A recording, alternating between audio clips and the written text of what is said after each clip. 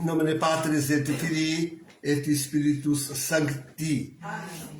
Estamos então, caríssimos, na quarta-feira da segunda semana depois da Páscoa, celebrando a missa reduzida do Domingo Bom Pastor.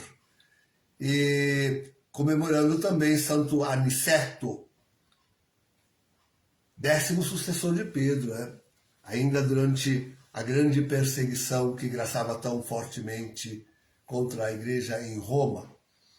E mais as divisões internas. A Páscoa, queridos, a Páscoa era uma das fontes de divisão, viu, das igrejas.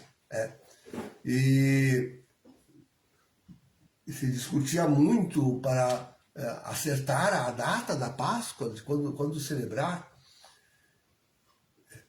O fato de Policarpo vir aí a Roma para discutir com o sucessor de Pedro mostra bem já, e é por isso que a igreja gosta de celebrar São Aniceto, mostra bem como já nesta época tão primeva a cátedra de Roma se sobressaía sobre as demais igrejas. Quando se diz assim, como eu estou dizendo, como se não, as pessoas não estão acostumadas com a linguagem técnica, canônica, as igrejas aqui não significa essa multidão de seitas que hoje se trata, não. São todas católicas, né? Isto é, são as dioceses. Né? As igrejas são as dioceses. Né?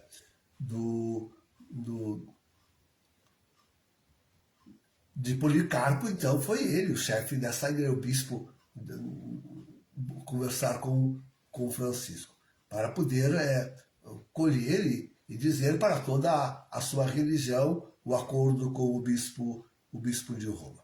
Nós sabemos que Francisco está querendo mudar a data da Páscoa, fixá-la no mês de abril.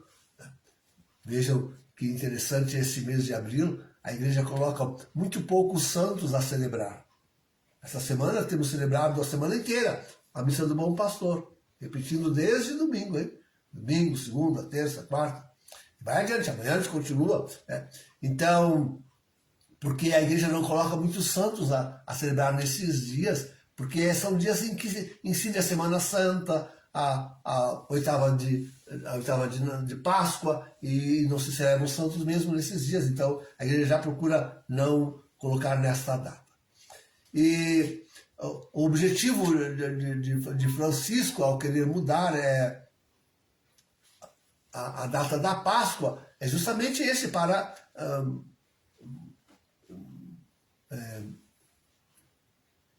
chegar a um acordo com os ortodoxos, com as igrejas que se separaram de Roma. E tornar mais fácil com a fixação, digamos, no segundo ou no terceiro domingo de abril, ficar mais fácil aí toda a orientação litúrgica. E tudo isso mostra bem, queridos, quanto de fato a Santa Igreja esperava. Olha, esse negócio de um pastor, hein? Um só rebanho e um só pastor. Isso se esperava da Santa Igreja Católica. Quanto se esperava, quanto se desejava que toda a terra, todas as igrejas, e agora não é só as dioceses, né? Mas realmente todos os que se separaram de Roma, viessem de novo à comunhão, e todas as religiões, afinal, se convertessem. Quando do Vaticano II, queridos, já disse isso, né? Mas deixe-me repetir, quando do Vaticano II, nós tínhamos essa impressão, tínhamos essa certeza. A igreja agora, se adequando ao mundo, o tal de ajornamento de João 23, isso vai ser uma maravilha. As religiões todas vão voltar para a comunhão com a Santa Sé, com a Santa Igreja. O mundo vai se converter, agora sim, né? Falando uma linguagem mais próxima do mundo e não sei o quê, nós tínhamos essa certeza. E daí realmente reunir a humanidade toda e todas as igrejas sob um único pastor, o bispo de Roma, o Papa. Esta era uma coisa que a gente tinha grande esperança com o Vaticano. Se recebeu o Vaticano II com essa grande esperança de que fosse aquela palavra necessária, atualizadora da igreja, para ela poder chegar a essa altíssima vocação, onde houvesse um só rebanho e um só pastor. E o pastor seria o Romano Pontífice, com toda a certeza seria ele. Então, queridos, não é de admirar quão difícil é, e não só para o mundo, não só para os fiéis católicos, mas até para padres, bispos e papas, bispos e cardeais, como é difícil para eles aceitarem a nossa denúncia que nós fazemos, de que Bergoglio é o falso profeta de Apocalipse 13, 11 e seguintes. É muito difícil, já por isso. Quer dizer, a Santa Igreja criou uma devoção tão forte, tão firme e necessária pelo Romano Pontífice, que nós jamais poderíamos imaginar que alguém que, afinal, de alguma forma estivesse lá na Cátedra Petrina pudesse ser o grande traidor. Sim, nós sabemos e dizemos nítida e claramente, isso já está mais do que provado, queridos. Agora, com essa revista entrevista que Francisco manda publicar, colocando ainda mais lenha na fogueira, para a certeza de que o seu conclave foi inválido. O conclave que elegeu Francisco foi inválido a muitos títulos, A um por causa da máfia de Santa Gallen, de que ele trata, né? Ele fala expressamente no livro de entrevista. Ele confessa isso. Já outros tinham confessado, os próprios criadores, Martini, Daniels, o cardeal lá de Santa Gallen, já tinham publicado isso em livros, em outras entrevistas, em sermões. O próprio McCarran falou nisso num sermão lá nos Estados Unidos. Eu ouvi o sermão, ele dizendo nitidamente sobre a máfia de Santa Gallen. Já sabemos perfeitamente que Martini era o inimigo público, número 1, de João Paulo II, e infernizou o seu pontificado quanto pôde. A máfia de Santa Gallen já atuava e infernizava o pontificado de João Paulo II. E como mesmo diz Francisco nessa livre entrevista, entrou para o conclave e tentou já, naquela época, eleger Francisco, eleger Bergoglio. E não conseguiram. Não conseguiram. Bergoglio, quem pode acreditar numa palavra do falso profeta? Quem pode acreditar? Chega a me dar ânsias de vômito tentar repetir algum pensamento desse homem. Mas ele diz aí nessa entrevista que ele apoiou a candidatura de Bento XVI. Se não tivesse ele apoiado, de certa forma ele diz isso na entrevista, não chegaria a ser eleito porque precisava de 2/3 e ele, Bergoglio, já tinha 40 votos. Então, desistiu. O que a máfia de Santa Gallen pensava era, bom, a gente está propondo Bergoglio, eles não estão conseguindo os 2/3. Eles querem Bento XVI, está quase conseguindo, mas não consegue ainda os 2/3. Agora vamos então propor um terceiro nome, terceiro nome que alcance o consenso. Esse era o golpe, e não deu certo. Não deu certo na primeira vez, mas no segundo conclave, aquele que elegeu Bergoglio, aí deu certo mesmo. Né? E elegeram o Bergoglio. Elegeram. É verdade que tem muita coisa que aconteceu naquele conclave que o invalida. Inclusive, um quinto escrutínio. O escrutínio da eleição de Bergoglio foi um quinto escrutínio.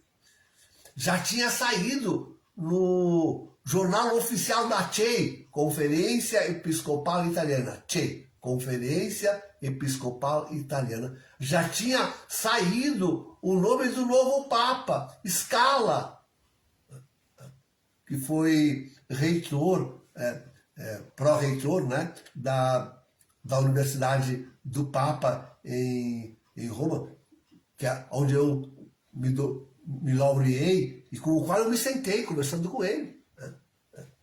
Então, um homem santo com certeza, um homem santo. Já tinha sido eleito, saiu o nome na CEI, que ele tinha sido eleito Papa. Né?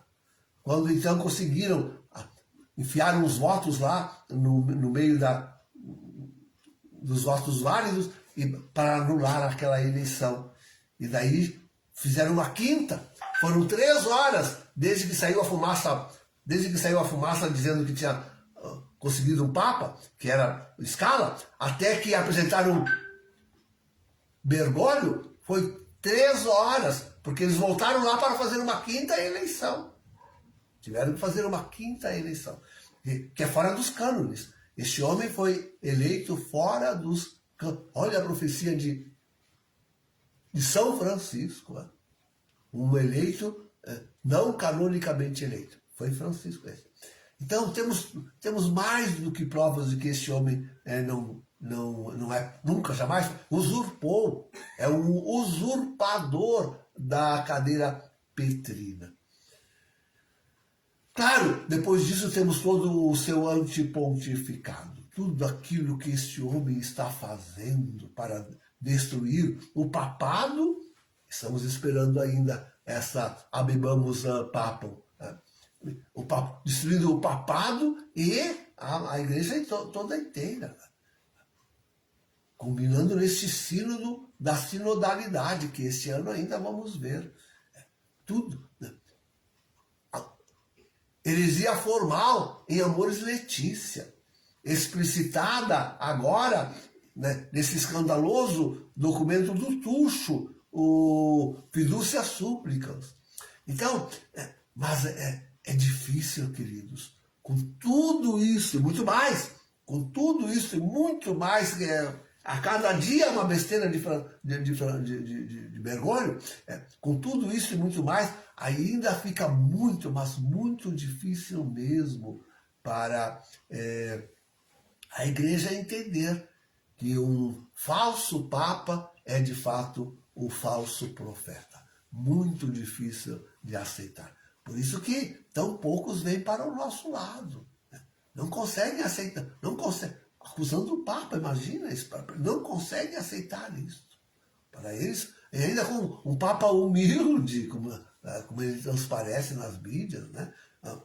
Agora sabiam que ele deu uma função para Ganswein, né?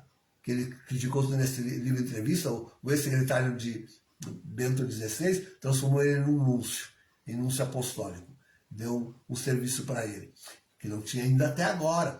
Mas é golpe, tudo é golpe mediático, para ele ficar bem, porque criticaram ele de ter sido fofoqueiro naquela entrevista, criticaram ele de ser perseguidor de Ganswein, né? Não saber perdoar, aí ele deu esse cargo para ele. Tudo mediático. Esse homem é um demônio, ele é um demônio. Então, difícil, muito difícil, muito difícil.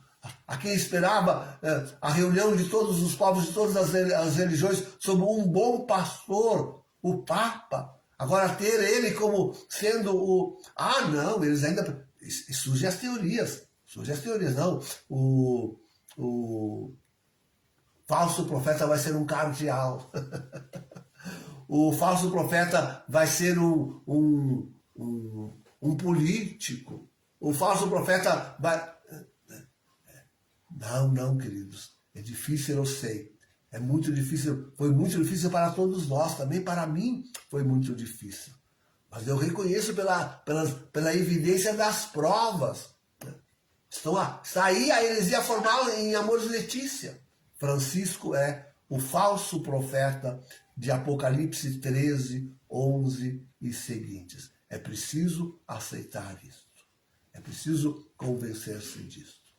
Não teremos outro bom pastor que reúna toda a grei e todas as ovelhas, senão somente Jesus Cristo, nosso Senhor. Não haverá outro bom pastor que reúna todas as greis.